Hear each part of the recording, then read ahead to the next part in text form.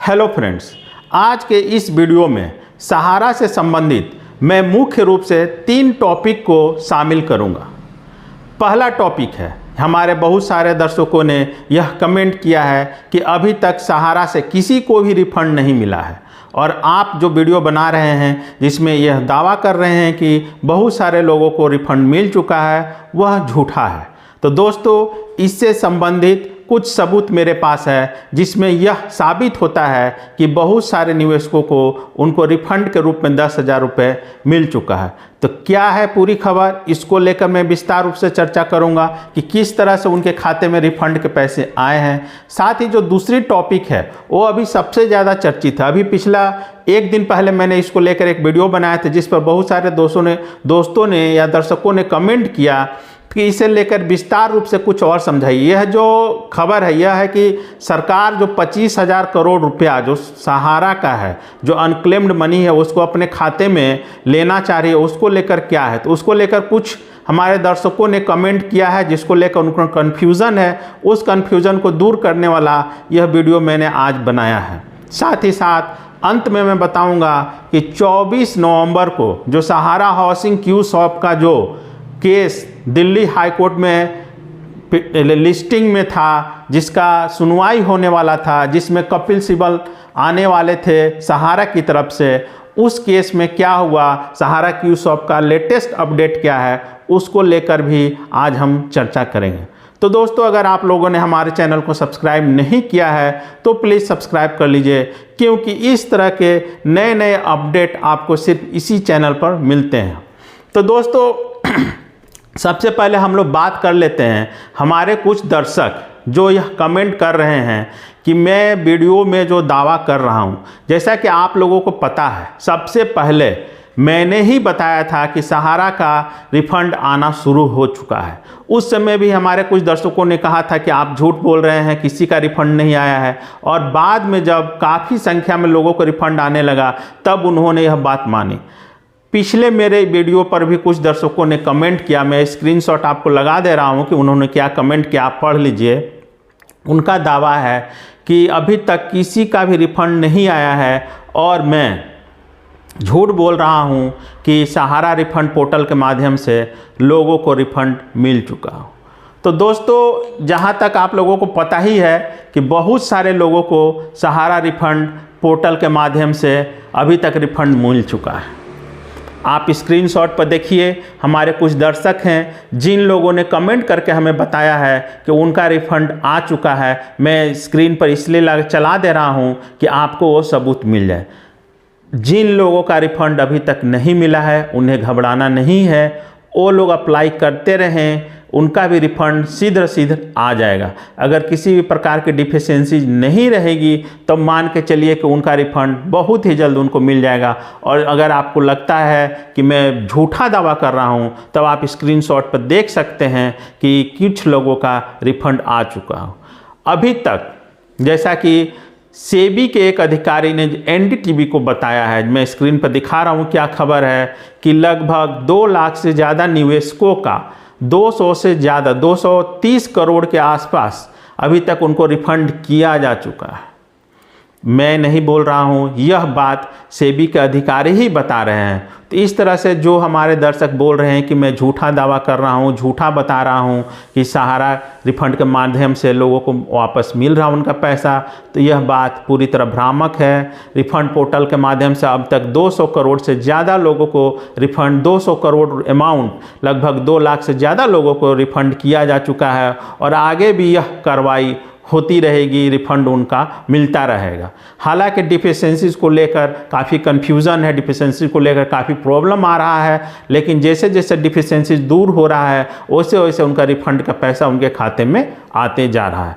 तब अगर कोई भ्रम फैला रहा है कि रिफंड नहीं मिल रहा है तो आप उसको लेकर मत पड़िए, रिफंड का पैसा आ रहा है। अगर आपने अप्लाई नहीं किया है तब आप जल्द से जल्द अप्लाई करें।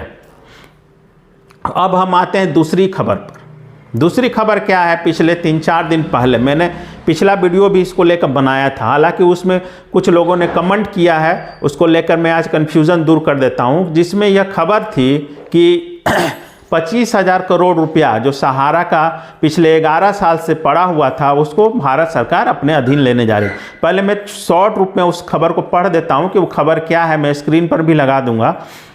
पिछले सप्ताह सहारा समूह के संस्थापक सुब्रत राय की मृत्यु के बाद सहारा सेबी रिफंड खाते में पड़ी लवारिस धनराशि को भारत के समेकित कोष में स्थानांतरित करने की वैधता तलाश रही है। जैसा कि इकोनॉमिक टाइम्स ने इस सप्ताह रिपोर्ट किया है, 31 मार्च तक कुछ दावेदारों को भुगतान के बाद सहारा समूह के बरामद की गई राज्य के स्वामित्व वाले बैंकों में जमा धनराशि 25,163 करोड़ रुपए थी। अधिकारियों का कहना है कि सेबी के तहत समर्पित रिफंड खाते में 11 वर्षों के बाद बमुश्किल ही दावेदार सामने आए हैं। यहाँ एक व्याख्या है कि कैसे केंद्र को धन का संभावित हस्तांतरण सरकारी बॉन्ड बाजार के लिए राहत प्रदान कर सकता है, जिसमें रिकॉर्ड आपूर्ति देखी गई है पिछले कुछ वर्षों में। तो ये जो खबर है इसमें कहा गया है कि 11 साल पहले 2012 में सेबी ने लगभग 15,000 करोड़ रुपया सहारा का जब्त किया था, जो अभी सूद के साथ 25,000 करोड़ रुपया हो गया है, जो सेबी के खातों में पड़ा हुआ है। पिछले 11 साल में लगभग 31 मार्च तक 138 करोड़ रुपए का भुगतान सहारा के निवेशकों को किया गया था और इधर पोर्टल के माध्यम से 230 करोड़ रुपए का भुगतान किया गया है। इस तरह से लगभग 400 करोड़ रुपए का भुगतान सहारा के निवेशकों को किया गया है। इसके बाद भी लगभग 2500 करोड़ रुपया सेबी के खाते में है जो सहारा का है, जिसके कोई दावेदार पिछले 11 साल से सामने नहीं आए हैं। ऐसी स्थिति में कोई भी पूंजी जो कि सरकारी खाते में हो, जिसका कोई दावेदार नहीं हो, जो पिछले 10 साल से उस खाते में पड़ा हो, उसको अनक्लेम्ड मनी कहा जाता है। तो सरकार का कहना है कि चूंकि यह पिछले 10 साल से पड़ा हुआ है और इसका कोई उचित दावेदार या उत्तराधिकारी नहीं है, तो यह अनक्लेम्ड मनी है और इसलिए हम राज्य देश की जनता के हित में इस पैसे को खर्च करने के लिए अपने खाते में चाहते हैं। ये है खबर। अब इसमें बहुत सारे निवेशकों ने कल मैसेज करके मुझे बताया कि अगर हमको अभी नहीं मिलता है रिफंड, फिलहाल किसी कारण से नहीं मिल पा रहा है, तो क्या भविष्य में अगर सरकार इस 25,000 करोड़ रुपए को अपने खाते में ले लेगी तो क्या हमको मिलेगा कि नहीं मिलेगा। तो दोस्तों इसमें पूरी खबर यह है कि सरकार अभी सिर्फ इसके कानूनी राय ले रही है कि खाता जो 25,000 करोड़ रुपया है वो ट्रांसफ़र हो सकता है कि नहीं हो सकता। अगर मान लीजिए ये ट्रांसफ़र हो भी सकता है तो इसमें सरकार ये प्रावधान करने जा रही है कि जो लोग बाद में भी क्लेम करेंगे, अगर 25,000 करोड़ रुपया सरकार ले लेती है भारत सरकार, तो उसके बाद भी जो लोग सहारा के निवेशक हैं अगर वो क्लेम करते हैं और उनका क्लेम को सही पाया जाएगा, तब यह व्यवस्था रहेगी कि उनके क्लेम को एक्सेप्ट किया जाएगा और उनको पूरा रिफंड दिया जाएगा। तो इस खाते में यह व्यवस्था की जा रही है, इसलिए आपको इस खबर से घबराना नहीं है। अगर सरकार 25,000 करोड़ रुपए अपने खाते में ले भी लेती है तो भी आपको नहीं घबराना है। आप अगर बाद में भी क्लेम कीजिएगा, चाहे अभी कीजिए, चाहे 6 महीना बाद, चाहे साल भर, 2 साल के बाद, जब भी आप कीजिएगा तो आपको पूरा क्लेम अमाउंट आपको दिया जाएगा। ऐसी व्यवस्था इस खाते में इसमें प्रावधान किया जाएगा। इसकी सरकार ने जो रिपोर्ट आई है उसमें यह खबर दी गई है। अब हम लोग आते हैं तीसरी खबर पर। तीसरी खबर है सहारा क्यूज ऑफ हाउसिंग रियल एस्टेट वालों के लिए। जैसा कि स्क्रीन पर मैं दिखा रहा हूं कि 24 नवंबर को दिल्ली हाई कोर्ट में सहारा हाउसिंग का जो केस था, लिस्टिंग हुआ था, उसको लेकर क्या अपडेट है। आप लोगों को पता ही है कि कपिल सिब्बल 24 नवंबर को हाजिर होने वाले थे दिल्ली हाई कोर्ट में। ये देखिए एक दूसरा स्क्रीनशॉट में लगा रहा हूँ, यह आज सुबह का अपडेट है। अभी तक इस केस से संबंधित दिल्ली हाई कोर्ट के पोर्टल पर कोई अपडेट नहीं डाला गया है। हो सकता है, अभी मुझे पूरी जानकारी नहीं है, चूँकि मैं दिल्ली में नहीं रहता हूँ, तो इसकी पूरी जानकारी अभी नहीं आ रही है दिल्ली हाई कोर्ट के पोर्टल के माध्यम से।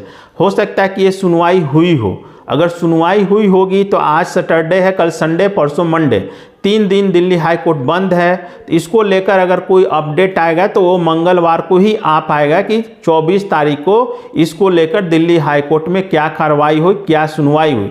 जो दिल्ली हाई कोर्ट का वेबसाइट है, जो पोर्टल है, उस पर फिलहाल कोई अपडेट नहीं है। आप स्क्रीनशॉट में देख सकते हैं कि पिछला अपडेट है जो 18 तारीख का इसमें शो कर रहा है, जिसमें यह मेंशन किया गया था कि अगली तारीख 24 नवंबर को होगी। और उस दिन यह बताया गया था कि इस 24 नवंबर को देश के जाने माने एडवोकेट कपिल सिब्बल सहारा हाउसिंग का पक्ष रखेंगे। तो अगर आपका इन्वेस्टमेंट सहारा हाउसिंग, क्यूशॉप, रियल एस्टेट वगैरह में था तो अभी आप वेट कीजिए 2 से 3 दिन।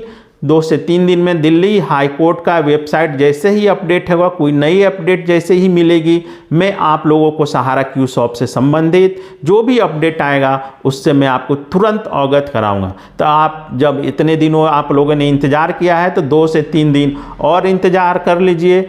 2-3 दिन में आप लोगों को लेटेस्ट अपडेट मिल जाएगा, क्या है क्या नहीं है। तो दोस्तों, उम्मीद करता हूं कि आज का यह छोटा सा वीडियो आप लोगों को जो कन्फ्यूज़न था उस कन्फ्यूज़न को दूर करेगा। और इससे संबंधित या कोई अन्य सवाल आपको मन में हो, आप पूछना चाह रहे हो तो कमेंट करके ज़रूर पूछें। मैं कोशिश करूंगा कि अगले वीडियो में आपके कन्फ्यूज़न को, आपके सवालों का जवाब दे सकूं। तब तक के लिए धन्यवाद दोस्तों।